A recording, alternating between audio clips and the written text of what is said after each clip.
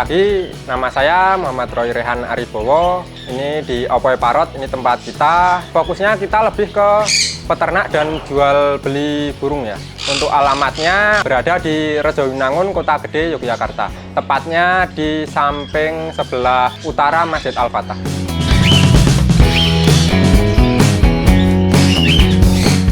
Awalnya itu saya cuman hobi ya, dari lihat di alun-alun itu burung yang diterbangin seperti itu, lalu tertarik dan nyoba dulu di parkit. Itu waktu awalnya itu 2017, itu cuman ada sekitar 2 parkit anakan, dilatih, lalu tertarik dan mulai beternaknya itu mulai 2019.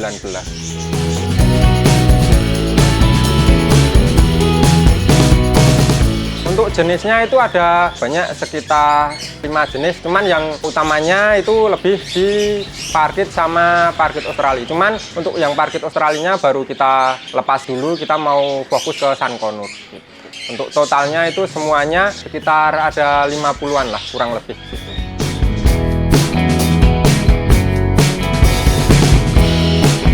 Perawatannya itu yang penting itu lebih ke kebersihan sama kualitas pakan. Yang penting kita telaten, jangan sampai kita lupa ngasih makan seperti itu. Semisal nanti burungnya biasanya dikasih makan sehari sekali, cuman terus kita kasih banyak untuk beberapa hari, itu nanti juga ngaruh nanti dia mau produk apa enggak, seperti itu. Jadi jangan sampai kita telat ngasih makan sama kebersihannya dijaga, seperti itu.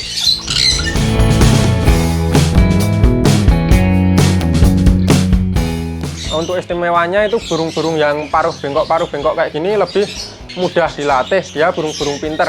Jadi beda sama burung-burung ocehan seperti itu. Kalau untuk burung-burung ocehan kan mungkin dilatih ocehannya, kalau yang ini nanti bisa dilatih trik, bisa dilatih free fly dan lain sebagainya. Jadi ini burung-burung pinter kalau yang paruh bengkok.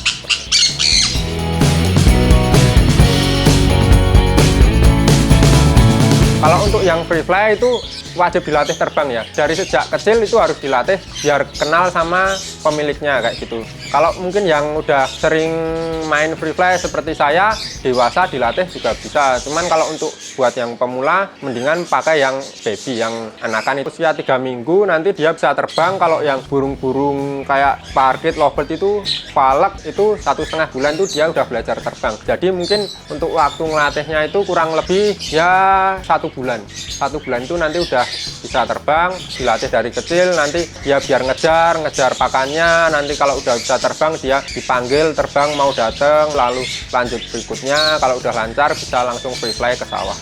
Kalau saya sendiri mungkin free fly sekarang kan memang ngurusnya banyak, jadi nggak kayak dulu tiap hari free fly, sekarang paling cuma seminggu 2 kali.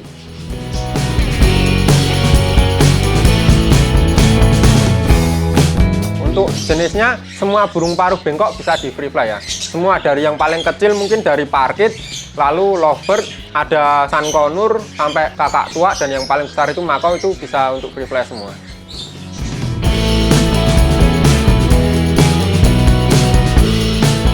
Burung yang free fly itu kadang ada yang errornya juga. Jadi itu lebih ke apa ya, responnya. Dipanggil ternyata nggak datang, diterbangin muter-muter, malah lurus kabur kayak itu. Itu kejadian seperti itu sering banget. Itu biasanya lebih ke responnya. Itu ada beberapa faktor. Bisa kelelahan, bisa mungkin takut burung lain, mungkin tempat baru terus dia belum hafal mapnya kayak gitu. Jadi yang lebih tahu itu pemiliknya nanti.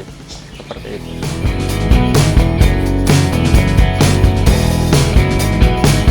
Jadi ada yang pinter ngomong, ada yang pinter siul. Kalau untuk yang siul itu burung parkit Australia itu bisa siul, bisa menirukan lagu gitu.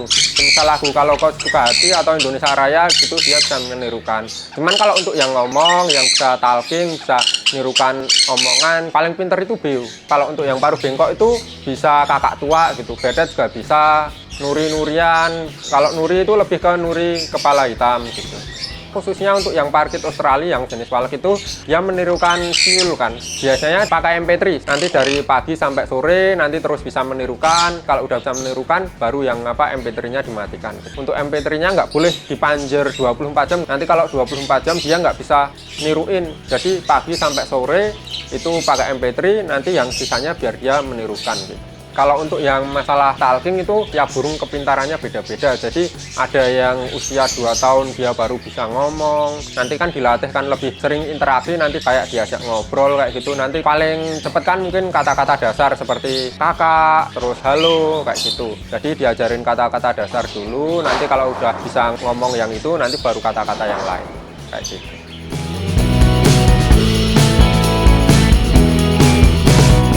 Tiap burung itu beda-beda untuk proses perkembangbiakan. Khususnya yang paling cepat itu ada parkit. Parkit itu paling usia 4-5 bulan itu udah bisa jadi induk. Cuman rata-rata di usia 6 bulan siapan jadi induk. Kalau untuk yang parkit Australia sama juga 6 bulan. Kalau untuk Sun Conure itu bisa 2,5 tahun dia baru nelur, baru siap jadi indukan. Kalau seperti kakak tua itu bisa mungkin 5 tahunan. Soalnya Nuri Bayan punyanya teman saya itu sudah 5 tahunan.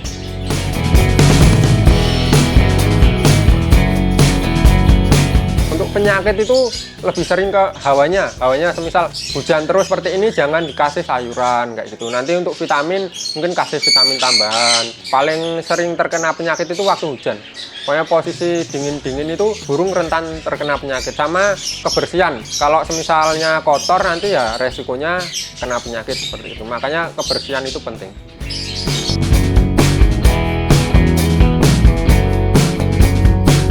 Untuk pakannya itu beda-beda ya tiap burung.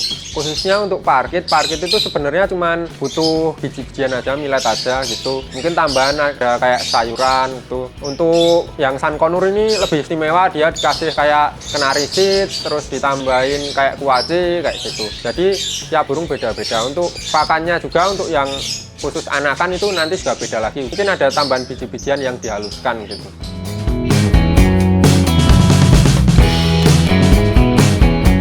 Untuk telurnya di sini netes alami, jadi nanti anakan usia 3 mingguan baru kita ambil.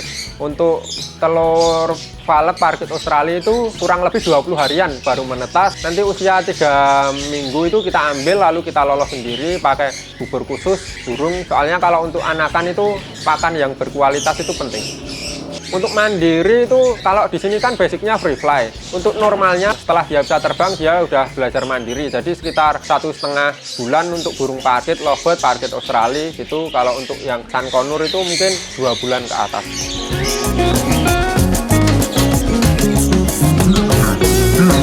Untuk harga jualnya kita mulai dari yang loloan ya. Yang loloan itu ini khusus yang ada di sini aja. Itu dari parkit lokal, itu yang parkit biasa itu harganya untuk anakannya sekitar 80-an. Itu yang warna-warna biasa. Mungkin kalau untuk warna yang lebih bagus bisa sampai 200 gitu. Selanjutnya ada parkit Australia, itu anakannya mulai 350-an. Itu kalau untuk yang warnanya lebih bagus seperti warna lutino mata merah itu bisa sampai 500-an gitu. Kalau untuk yang Sun Conure yang warnanya kuning-kuning kayak gini, kuning merah kayak gini, itu anakannya sekitar 2,5 gitu. Itu dari harga anakan ya. Kalau untuk yang mandirian mungkin yang parkit nggak jauh beda, kurang lebih mandirian itu yang 100 yang sudah makan biji. Kalau untuk parkit Australia bisa sampai 450. Itu kalau untuk yang Sun Conure mandirian khususnya yang masih remaja mungkin lebih murah, jadi sekitar 2,7 lah. Kalau yang udah dewasa itu banyak yang nyari jadi 3,5.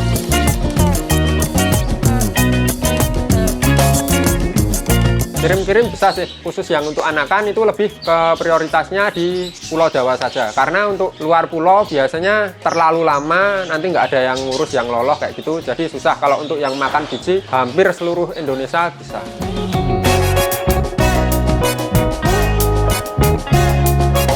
Terkhususnya untuk burung-burung seperti kakak tua, betet, nuri itu harus mempunyai sertifikat ya. Jadi harus ada izinnya. Kadang tuh ada yang penting burungnya aja, itu kurang baik, itu jangan dicontoh. Kalau di sini tetap harus pakai sertifikat ya. Itu penting soalnya. Untuk proses perizinan itu yang penting kita dari ngambilnya sih. Ngambilnya ke peternak yang udah ada izinnya, nanti prosesnya cepet banget. Itu cuma tinggal nanti SADN, pindah ke kota mana, nanti terus dibalik nama seperti itu. Ya kalau di sini udah pasti udah ada izin.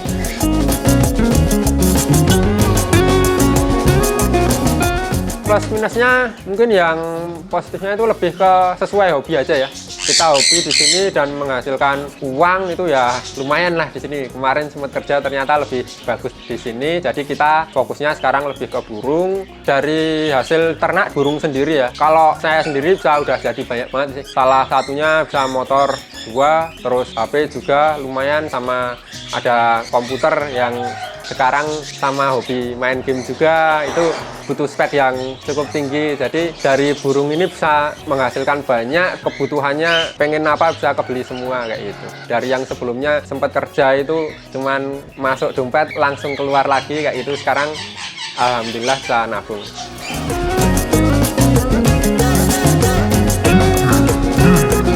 Jadi untuk yang mau belajar ternak, khususnya untuk burung-burung seperti parkit Australia, terus sankonur, dan yang sejenisnya yang ukurannya hampir segitu, itu terkhususnya untuk glodoknya itu yang buat angkremnya, itu jangan di dalam. Kalau kandangnya yang ukuran segini ya, itu nanti dia kurang nyaman. Rata-rata pada nggak mau, jadi harus dilubangin kandangnya, lalu ditaruh di luar kandang kayak gitu. Kecuali kalau untuk burung-burung lovebird, parkit, itu glodoknya di dalam nggak masalah gitu. Kalau mau ternak jangan beli yang dewasa, itu lebih susah nanti adaptasinya, adaptasi tempat, karena pindah tempat itu ngaruh di burungnya. Mungkin di sana di tempat sepi terus pindah tempat rame, nah nanti bakalan ngaruh ke adaptasinya. Itu ada yang adaptasi cepat, ada yang adaptasi lama gitu.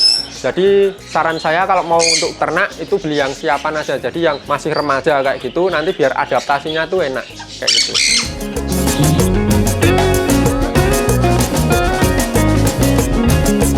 Yang paling sulit ini khusus untuk peternaknya ya, itu mungkin lebih ke parkit Australia karena dia gampang keganggu. Contohnya ada sankonur kayak gini, dia berisik bisa keganggu gitu. Nanti entah jadi nggak mau nelur, atau mungkin nggak mau angkrem, atau mungkin anaknya dihajar, jadi beda-beda tiap burung. Cuman memang yang paling agak rewel itu parkit Australia.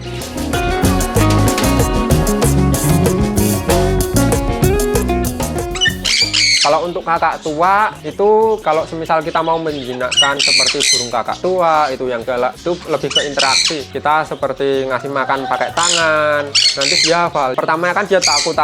Nanti kalau udah mau gigit sekali, nanti dia keterusan. Nah, keterusan nanti udah mulai hafal sama tangan kayak gitu. Kalau mau lebih cepat lagi, bisa nanti dimandikan sampai basah kayak gitu, nanti baru bisa kita elus-elus kayak gitu. Nanti lama-lama dia kenal sama tangan.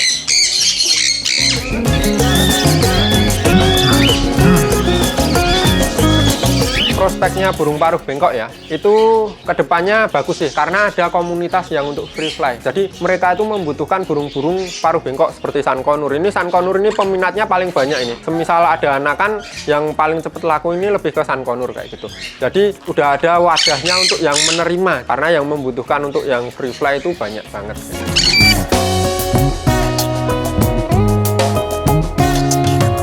Buat teman-teman mungkin yang ingin bergabung free fly, nanti bisa menghubungi kita, atau mungkin yang mau nambah-nambah koleksi bisa main-main ke sini, tanya-tanya, terus nanti semisal tertarik bisa langsung datang ke sini di Opoe Parrot. Tepatnya lokasinya di Selatan Gembira Loka, itu alamatnya Rejowinangun, Kota Gede, Yogyakarta, utara Masjid Al-Fatah, Rejowinangun. Oke, terima kasih buat teman-teman yang sudah bergabung, sudah menyaksikan kita, memantau kita. Semoga bisa menjadi inspirasi teman-teman, siapa tahu bisa mengikuti jejak saya seperti itu. Kurang lebihnya mohon maaf. Wassalamualaikum warahmatullahi wabarakatuh.